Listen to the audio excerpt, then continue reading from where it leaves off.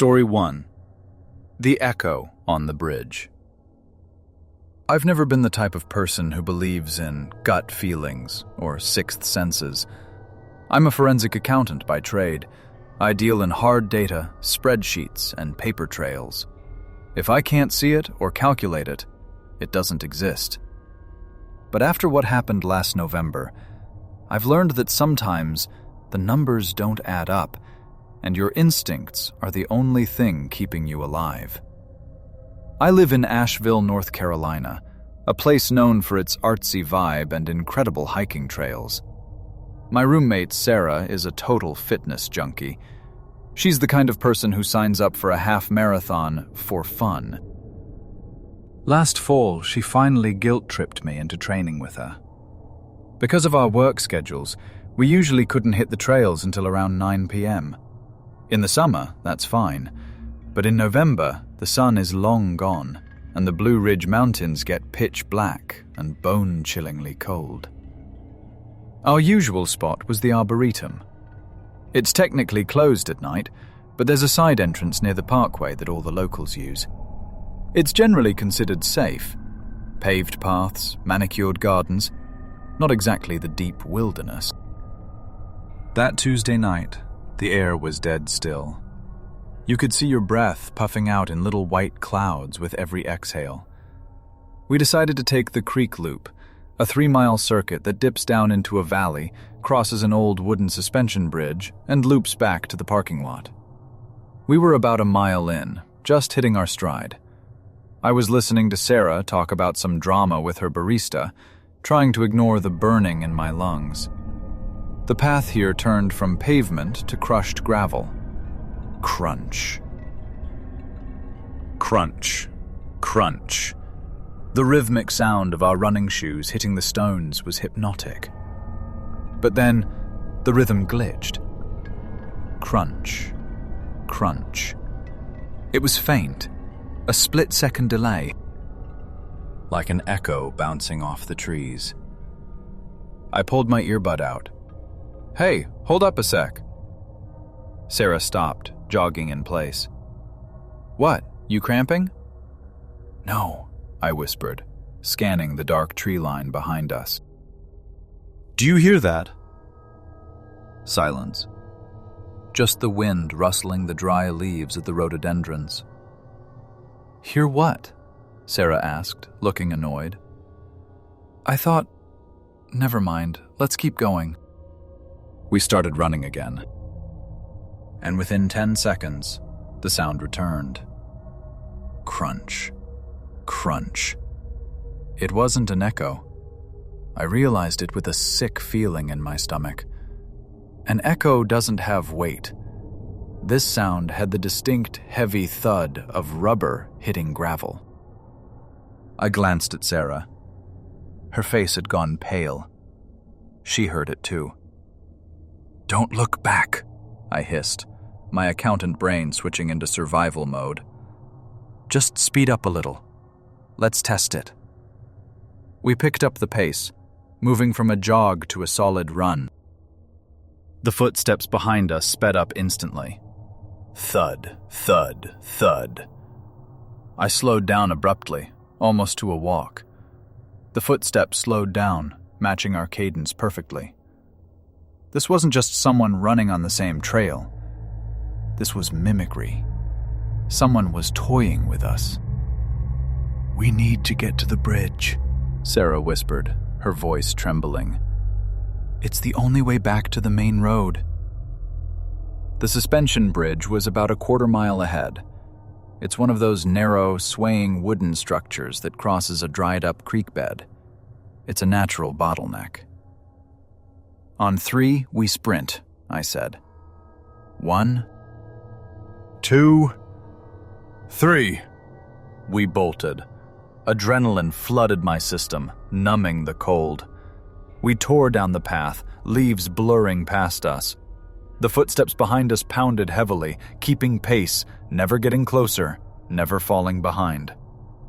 We hit the wooden planks of the bridge. Clomp, clomp, clomp. The bridge swayed violently under our weight. We reached the other side, and, purely out of instinct, we stopped and spun around to defend ourselves. But the bridge was empty. The footsteps had stopped the moment we hit the wood. "Where is he?" Sarah panted, clutching her knees. "I don't see him." We stared into the gaping darkness of the trail we had just exited. The bridge stretched out between us and the woods, swaying gently in the night breeze. Maybe it really was an echo?" Sarah offered, though she sounded terrified. Then we saw him. He stepped out from behind a massive oak tree right at the entrance of the bridge. He was maybe 30 yards away. He was wearing a gray, oversized tracksuit that looked like it was from the 90s. It was billowing in the wind. He stood perfectly still, his chin tucked down into his chest so we couldn't see his face. "Hey!" I yelled, my voice cracking. "Back the hell off! We have pepper spray!" We didn't. The man didn't move. He didn't speak. Instead, a sound drifted across the bridge that made my skin crawl. It was a giggle. High-pitched, wet, and unmistakably childlike. But it was coming from a 6-foot-tall man. Then, he snapped his head up. I will never forget that face as long as I live. His eyes were rolled back so far into his head that I could only see the whites gleaming in the moonlight. And he was smiling. A wide, impossible smile that stretched the skin of his cheeks until it looked like it might tear. He took one step onto the bridge. The wood creaked. Then another step. Then, without winding up, he broke into a full, erratic sprint. He wasn't running like a runner. He was flailing, his arms pumping wildly above his head, his knees kicking high, charging across the swaying bridge like a marionette with its strings cut. "Run!" I screamed. I have never run that fast in my life. I didn't feel my legs. I didn't feel the cold. All I could hear was that wet, manic giggling getting closer and closer behind us. We didn't look back. We sprinted the remaining mile to the main road, our lungs burning like they were filled with acid. We burst out of the woods and practically collapsed onto the hood of my car.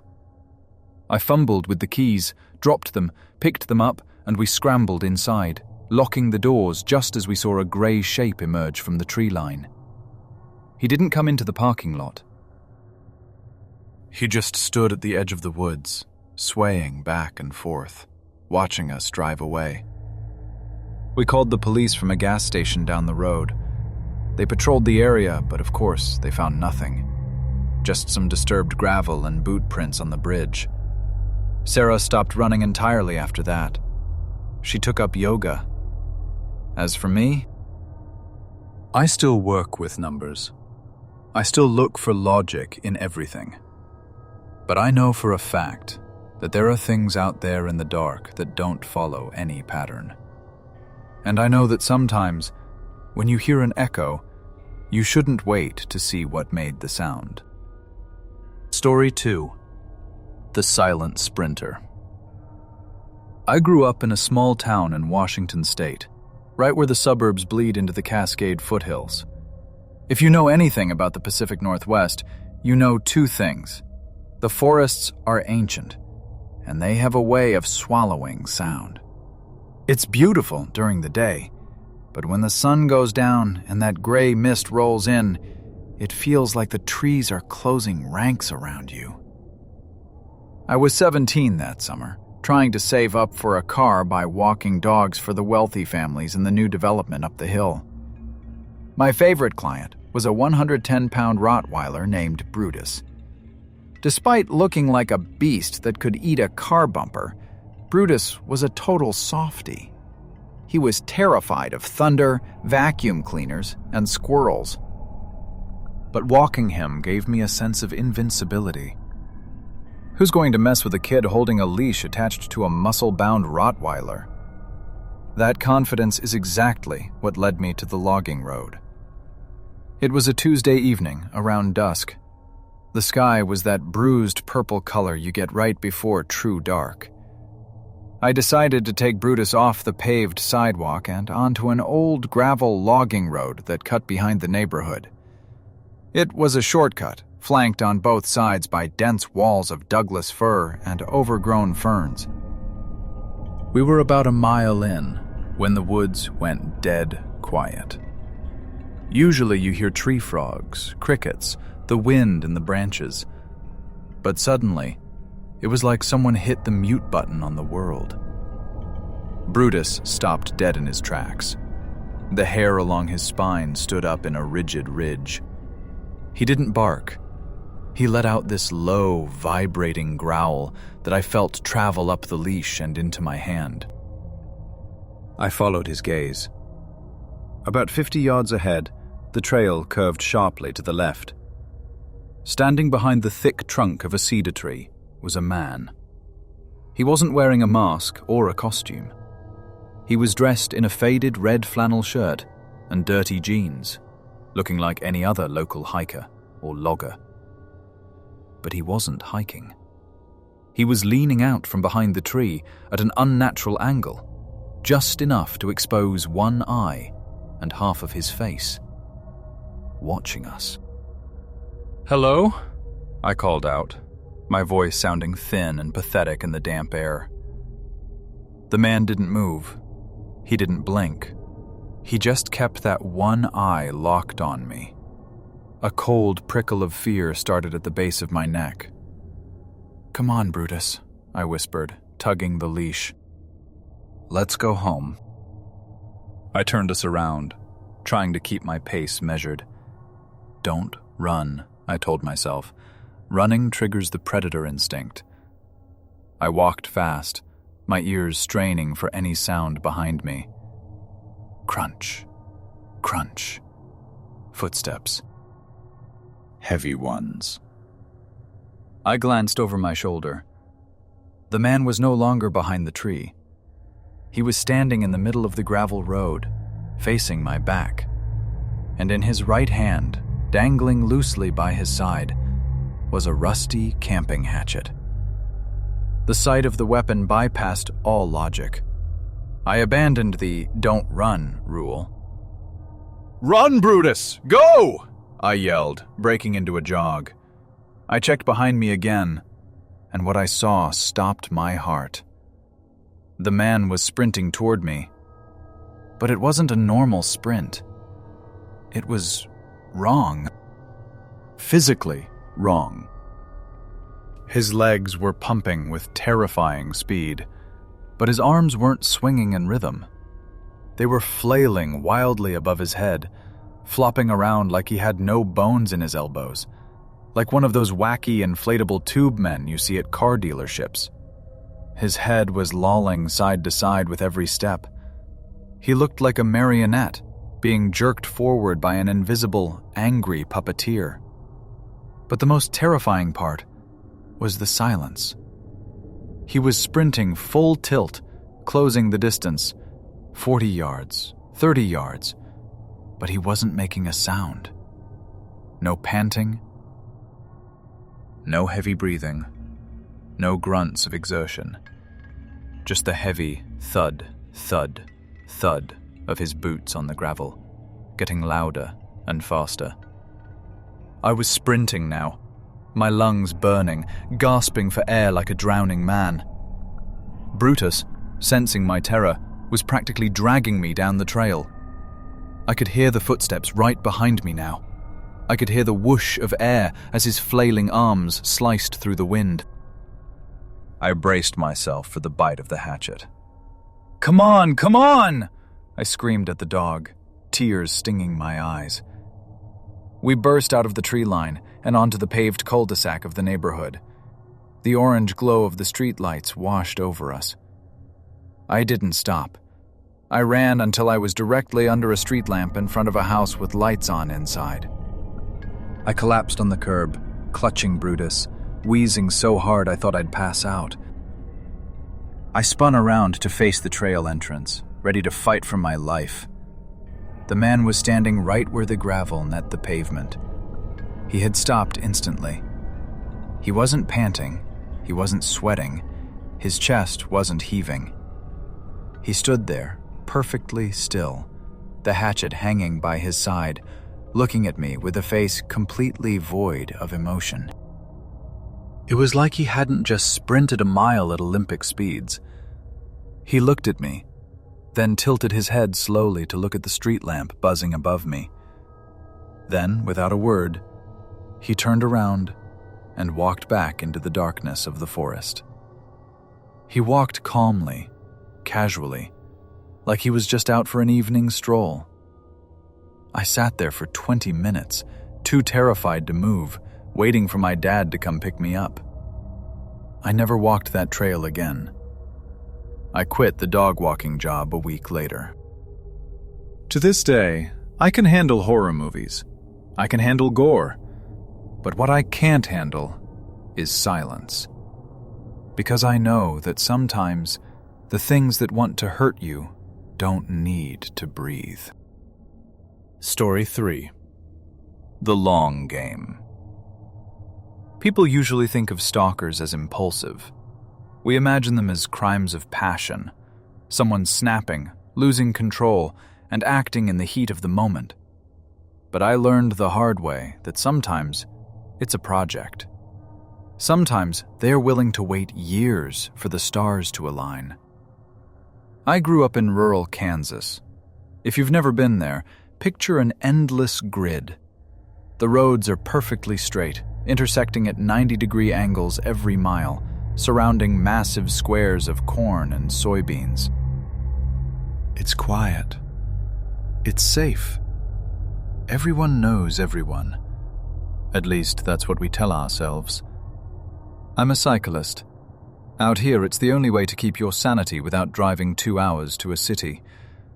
By the time I was 18, I was training for my first triathlon, logging about 20 to 30 miles a day on these empty county roads.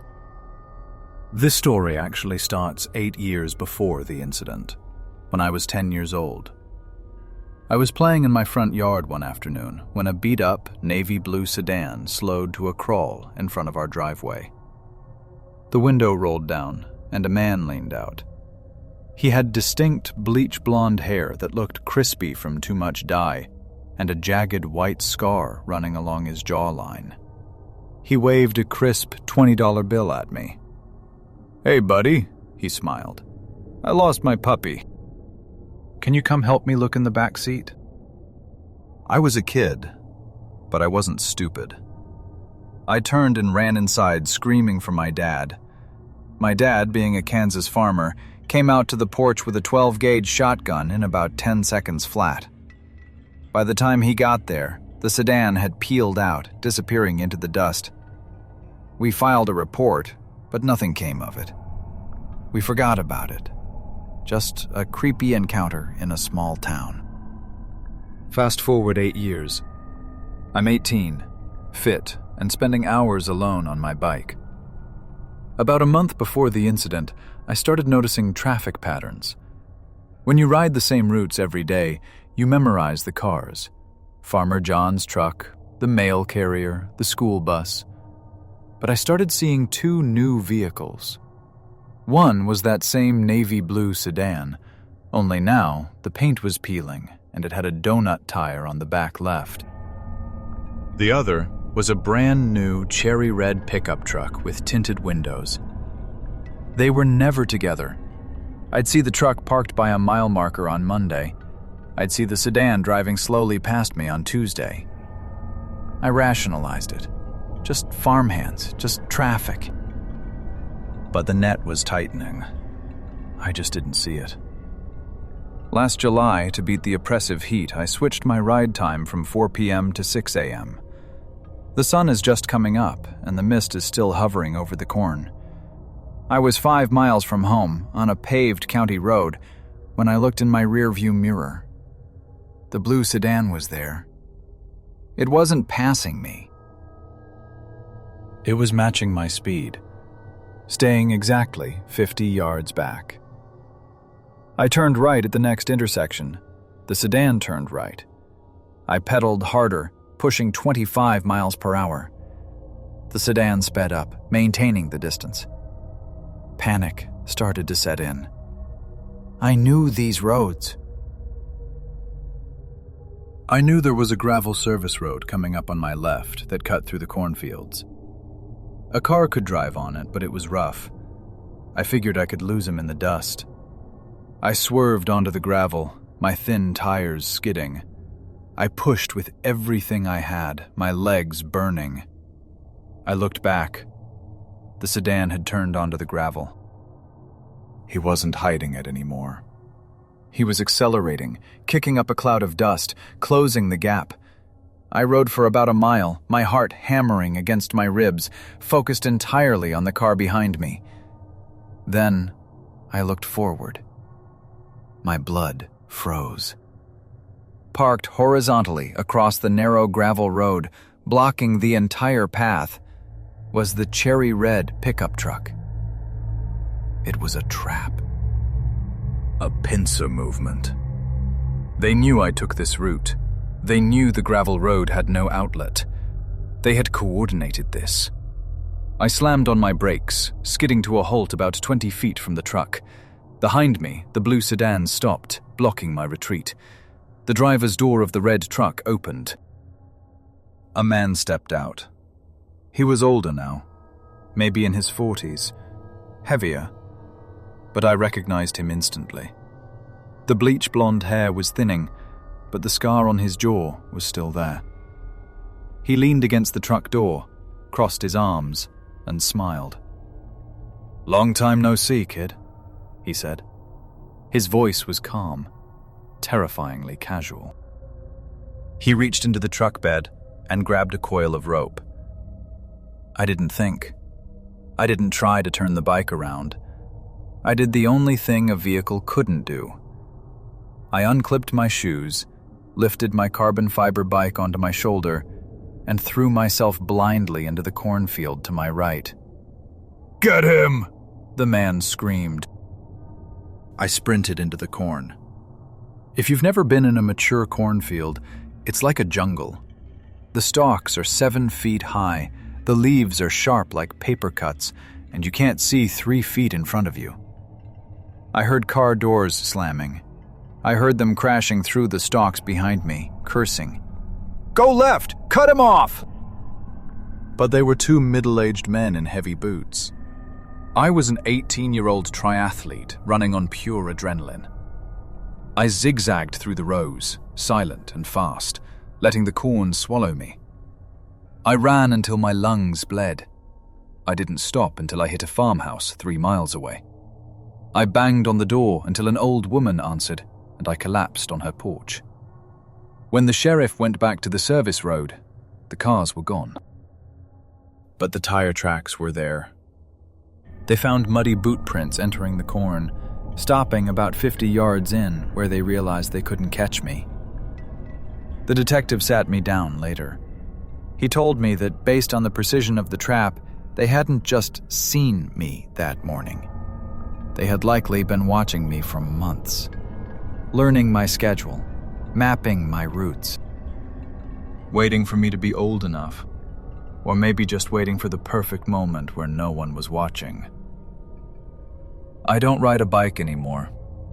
I moved to Chicago the next year. I live in a high-rise with a doorman and cameras in the lobby. But sometimes, when I'm walking down the street and I see a rusted blue sedan, my hands start to shake. I wonder how long they waited. And I wonder if they're still waiting for someone else.